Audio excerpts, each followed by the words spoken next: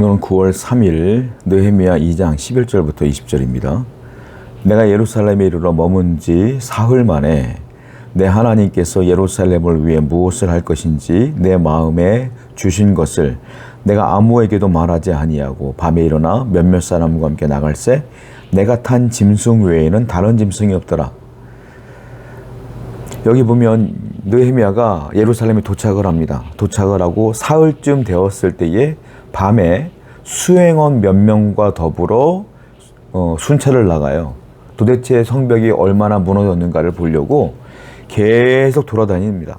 여기 보면 계속 돌아다니면서 문과 성벽을 계속 찾아보는 것들을 보게 돼요. 그런데 여기 뭐라고 써있냐면 그 수행원들에게도 조차 내가 여기 왜 왔는지를 얘기해 주지 않는 거예요. 느헤미야가. 성벽을 건축하러 왔다라는 얘기를 안 해줘요.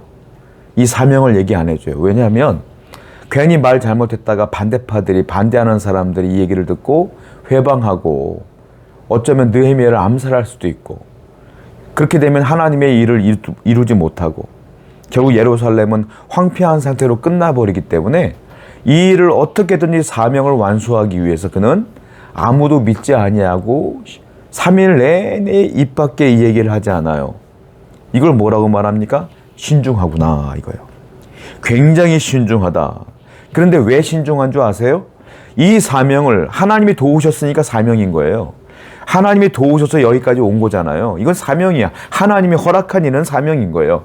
그러면 이 사명을 반드시 이루어져야 된다는 거죠. 그러니까 이걸 이루기 위한 간절함이 느헤미야에게 있는 거예요. 정말로 반드시 이루고자 하는 간절함이 있는 거예요. 하나님의 뜻을. 이 간절함 때문에 그가 신중할 수밖에 없는 거죠. 틀어지면 안 되니까.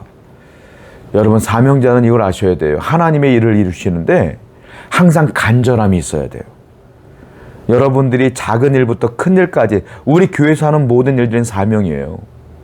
주방에서 설거지 봉사하는 것도 사명이고, 주일학교 아이들을 위해서 봉사하는 것도 사명이요, 찬양단으로 일하는 것도 사명이요, 설교자도 사명이요, 예배하는 참석자들도 사명이요, 내가 함께 예배함으로 말미암아 함께 뜨겁게 은혜 받기를 원하는 것도 사명이고, 또 여러분들이 세상에 나가서 직장 생활하는 것도 사명이에요. 하나님께서 보냈기 때문에. 그러니까 우리가 살아가는 모든 일 가운데는 뭐가 필요하냐? 간절함이 필요하다. 하나님의 뜻을 이루고자 하는 간절함. 그러면 어떻게 되냐? 신중해야 된다. 대충 사는 것이 아니라 머리를 쓰고 기도를 하며 마음에 품고 열심을 다하고 충성을 다하는 그 신중함과 진중함도 있어야 된다라는 거예요. 한마디로 열심히 사셔야 돼요.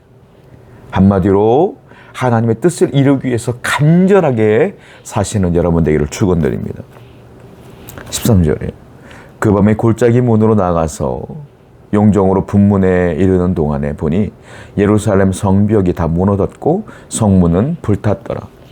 밤에 예루살렘 성벽을 막 도는 거예요. 그런데 어떤 성벽을 보니까 불탄 데도 있고, 마을도 불탔고, 성벽도 불탔고, 그 성벽이 무너져 내려서 도저히 갈 수 없는 길이 없어진 곳도 있었고, 이런 것들을 계속 보면서 이 느헤미야는 보게 되는 것입니다. 한마디로 문제 해결을 위해서 본인이 직접 현장을 간 거죠. 현장을 답사하는 거예요. 왠지 아세요? 정확한 문제 해결을 위해서는 정확한 진단이 필요하기 때문에 그래요. 문제 해결을 위해서 진단이 필요하기 때문에 본인이 직접 간 거예요. 누구 시켜서 어디가 문제래? 거기가 문제야? 그럼 이렇게 아니라 본인이 사명을 감당해야 되기 때문에 도대체 어디가 문제이고 어디가 더 심각한 거, 이걸 어떻게 해결해야 될지를 생각해 봐야 되는 거예요. 그러면서 시찰하면서 이렇게 무너졌구나, 이렇게 무너진 곳은 이렇게 쌓아야 되는데 여긴 이것이 필요한데 라고 말하면서 혼자 생각하면서 계획과 플랜을 다 짜는 거죠. 굉장히 열심을 다하여 이 사명을 감당하는 것들을 보게 돼요. 한마디로 말하면 문제 해결을 위해서 수고를 아끼지 않는다. 사명자는요, 하나님의 일을 위해서는 수고를 아껴서는 안 돼요. 힘들어서 못하겠어, 이게 아니라 우리는 주님의 은혜로 말미암아 죽어야 될 내가 산 거 아닙니까? 이게 거듭남이에요. 우린 구원을 얻은 자예요. 그러면 이 은혜를 감사하며 하나님을 위해서 수고하는 일에 열심을 다해야 된다는 거예요. 내 손과 발로 열심을 다하여 주님을 위해 일하시는, 수고를 아끼지 아니하는 여러분 되기를 축원드립니다. 17절이에요.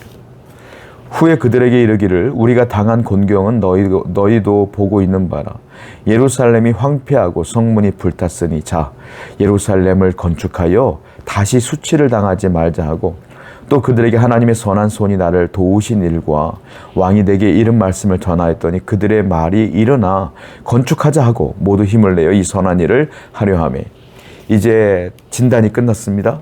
드디어 이 느헤미야가 그 예루살렘 안에 있는 리더들, 백성들을 다 모아놓고 이제 설득을 하기 시작하는 거예요. 제가 사실 온 이유는 궁금하셨죠? 제가 말하지 않으니까 제가 알고 있어요. 너무 궁금해한다는 것도 알고 있어요. 제가 오늘 말씀드릴게요. 사실은 예루살렘 성벽이 불탔다는 얘기를 듣고 왔어요. 이걸 재건하려고 온 겁니다. 그런데요, 이 재건하려고 오는데 제가 제 힘으로 온 게 아니라 아닥사스다 왕에게 이 얘기를 했더니 그가 이렇게 도와줬고 이렇게 도와줬는데 이게 하나님의 선한 손으로 말미암아 일이 이루어진 겁니다. 하나님의 뜻이 아니면 이게 이렇게 순적하게 이루어질 수가 없어요 라고 이야기를 하는 거예요. 한마디로 자기의 꿈과 비전을 공유하는 것이죠. 여러분 그렇습니다. 중요한 게 있어요. 사명자는 비전을 공유해야 돼요. 함께 부흥을 꿈꾸고 함께 해나갈 일들을 공유해야 돼요. 혼자 할 수 없기 때문에 그렇습니다. 그런데 그들을 설득하는데 가장 중요한 방법이 있어요. 무엇이냐? 하나님이 내게 이렇게 했어요 라는 것들을 어떻게 합니까? 간증하고 있어요. 그런데 사람들이 그 얘기를 듣고 하나님이 그렇게 인도했다면 하면 되는 것이지. 하나님이 분명히 역사하실 거야. 은혜를 주실 거야. 저도 하겠습니다. 저도 동참하겠습니다. 라는 마음으로 사람들이 다 설득당하는 걸 보게 돼요. 여러분 그렇습니다. 간증이 굉장히 중요한 거예요. 그래서 간증은 내가 이런 느헤미야처럼 믿음을 갖고 확신을 갖고 사명함을 갖고 충성을 다할 때 주신 은혜들이 있어요. 그 은혜를 신앙이 연약한 자들, 하나님을 향하여 나아가지 못하는 자들에게 간증하세요. 복음을 알지 못하는 사람들에게 간증하세요. 그거야말로 진짜 은혜를 나누는 거 아니겠습니까? 그럴 때 그들의 마음도 움직여지는 거예요. 하나님이 그런 분이요? 그런 은혜가 있었어? 함께 동참할 수 있도록 이 복음 사역과 이 복음의 길에 함께 나아갈 수 있도록 여러분 먼저 간증거리가 많아지기를 축복합니다. 은혜를 먼저 많이 받기를 축복합니다. 그리고 받은 은혜를 공유하시고 흘려보내시기를 축복합니다. 그래야 할 때 더욱더 풍성해지기 때문에 그렇습니다. 19절입니다. 호론 사람 산발랏과 종이었던 암몬 사람 도비아와 아라비아 사람 게셈이 이 말을 듣고 우리를 업신 여기고 우리를 비웃어 이르되 너희가 하는 일이 무엇이냐? 너희가 왕을 배반하고자 하느냐? 하기로. 그 앞에 있었던 우리가 이미 언급했던 사람, 호론 사람 산발랏, 암몬 사람 도비아. 그런데 한 사람이 더 추가가 되네요. 아라비아 사람 게셈까지 이 세 사람 산발랏, 도비아, 게셈이 반대합니다. 그리고 비웃습니다. 무슨 성벽을 니들이 건축을 해? 그리고 너희들 성벽 건축하는 것 왕에게 배신하는 거야. 아닥사스다 왕을 배신하는 행위야 라고 얘기를 해요. 여러분 누가요 내가 이렇게 하려고 하는데 누가 안 돼 그건 죄야 라고 딱 하잖아요. 그 움찔해요. 그리고 앞으로 가기가 부담스러워져요. 이걸 노린 거예요. 이 악인들이. 그래서 못하게 방해하는 겁니다. 하나님의 뜻이라고 생각했지만 방해하는 사람이 있어요. 여러분 기억하셔야 돼요. 하나님의 완벽한 뜻이라도요. 방해 세력은 있어요. 이 아름다운 하나님이 창조한 이 세계에도 사탄 마귀는 있는 거예요. 여러분들이 열심을 다하여 신앙생활 하려고 해도 방해꾼이 있어요. 사탄 마귀가 계속 방해한다고. 우리는 계속 이 방해와의 싸움이야. 이걸 영적 전쟁이라고 그래요. 항상 영적 전쟁을 치러야 돼. 하나님의 뜻을 살려고 하는 내 마음, 방해하려는 또 다른 세력들, 악한 마귀의 세력들과 늘 싸워야 돼. 이런 방해들이 있음을 분명히 알아야 된다라는 겁니다. 그럴 때일수록 우리는 지혜를 구해야 되고요. 어이구 방해하는구나 하지 말지 이게 아니에요. 어떻게 이걸 이길 수 있을까요 하나님?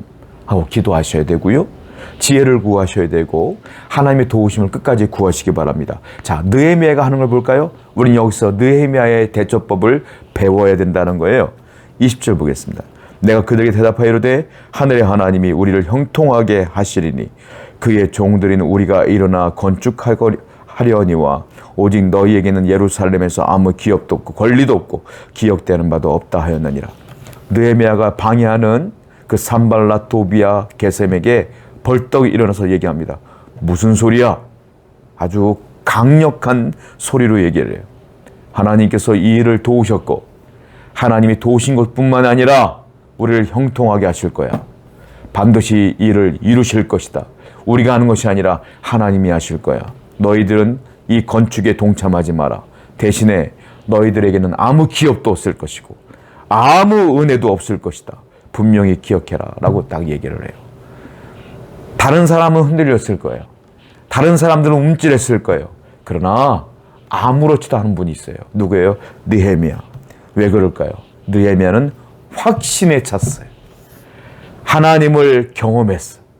하나님의 도우심을 이미 경험했어. 하나님이 형통하게 할 것이라고 선포까지 해버려. 하나님이 허락하신 일이기 때문에 그래요. 이걸 뭐라고 말합니까? 믿음. 굳건한 믿음. 성도 여러분, 방해 세력을 이길 수 있는 유일한 방법은 뭐겠어요? 하나님을 바라보며 굳건한 믿음에 서 있는 겁니다. 확신에 서 있는 거예요. 오늘도 그 굳건한 믿음으로 승리하시는 여러분 되기를 축원드립니다. 기도하겠습니다. 하나님, 우리에게 믿음을 주시옵소서. 하나님의 뜻을 이루려고 하나 수많은 어려움들이 있습니다. 그 어려움 가운데도 굳건히 이겨낼 수 있도록 인도하여 주시옵소서. 예수님의 이름으로 기도드렸습니다. 아멘.